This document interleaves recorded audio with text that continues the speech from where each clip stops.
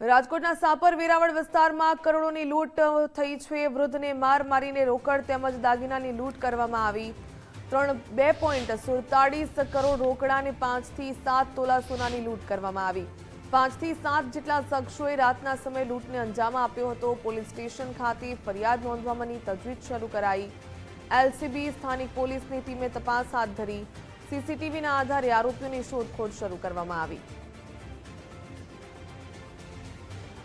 પહોંચ્યા છે તેમના દ્વારા ઘટના સ્થળ છે તેનું નિરીક્ષણ છે તે કરવામાં આવી રહ્યું છે। હાલ આ દ્રશ્ય જોઈ શકાય છે કે રેન્જ આઈજી છે તેમના દ્વારા જે આખી જે ઘટના બની છે તે ઘટનાને લઈને તમામ વિગતવાર છે તે માહિતી લેવામાં આવી રહી છે। એટલે કહી શકાય કે પોલીસ વડા છે તેઓ પણ અત્યારે અહીં ઉપસ્થિત છે। તેમના દ્વારા આખી આ વિગત છે તે આપવામાં આવી રહી છે। જે લૂંટની ઘટના બની છે તેમાં 2.47 કરોડ રોકડા અને સાથે સોનાના દાગીના છે તેની લૂંટ થઈ હતી।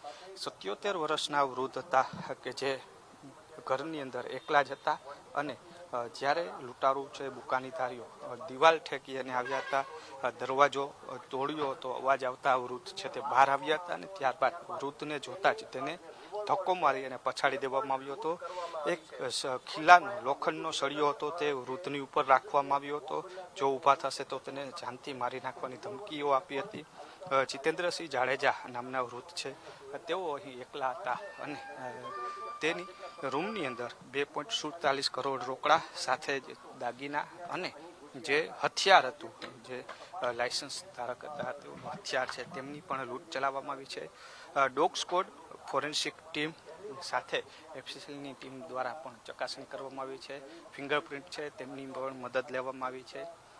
જે રીતના ડોગ સ્કોડની જો વાત કરવામાં આવે તો ડોગ સ્કોડ લગભગ 5 થી 7 કિલોમીટર સુધી દૂર ગયો હતો અને ત્યારબાદ જે રીતના સૂત્રો પાસેથી સમાચાર મળી રહ્યા છે કે થોડે દૂર 2 કે 3 બાઇક છે તેની પણ ચોરી થઈ છે। એટલે લૂંટારુઓ દ્વારા લૂંટ ચલાવ્યા બાદ તેઓ બાઇકની ચોરી કરીને તેઓ ફરાર થયા હોવાની પ્રાથમિક વિગત છે તે સામે આવી છે અને તેને જ લઈને પોલીસે હાલ તપાસ શરૂ કરી છે।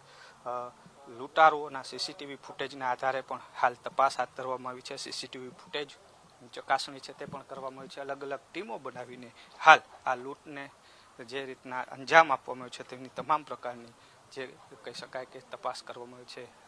રેન્જ ડીઆઈજી નિલીપ રાય સહિતના અધિકારીઓ હાલ ઘટના સ્થળે પહોંચ્યા છે। તમામ જે નિરીક્ષણ છે તે કરવામાં આવ્યું છે। લોખંડના સળિયાથી જે વૃદ્ધ હતા, 77 વર્ષના વૃદ્ધ છે તેના ઉપર હુમલો કરવામાં આવ્યો હતો, તેમને પાડી દેવામાં આવ્યા છે અને જેને લઈ રાતથી જ 2:30 વાગ્યાથી આ તપાસ કરવામાં આવી છે।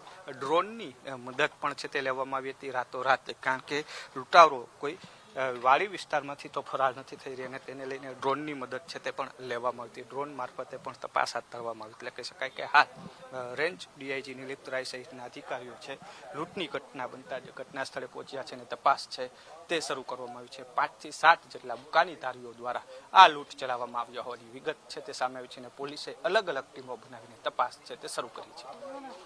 કેમેરા પર્સન અભય ત્રિવેદી સાથે રહીમ લાખાણી, ગુજરાત ફર્સ્ટ, સાપર વેરાવળ। કરોડોની લૂંટનો આ સમગ્ર મામલો છે। વૃદ્ધને માર મારીને રોકડ તેમજ દાગીનાની લૂંટ ચલાવવામાં આવી હતી। 2.47 કરોડ રોકડા અને 5 થી 7 તોલા સોનાની લૂંટ કરવામાં આવી।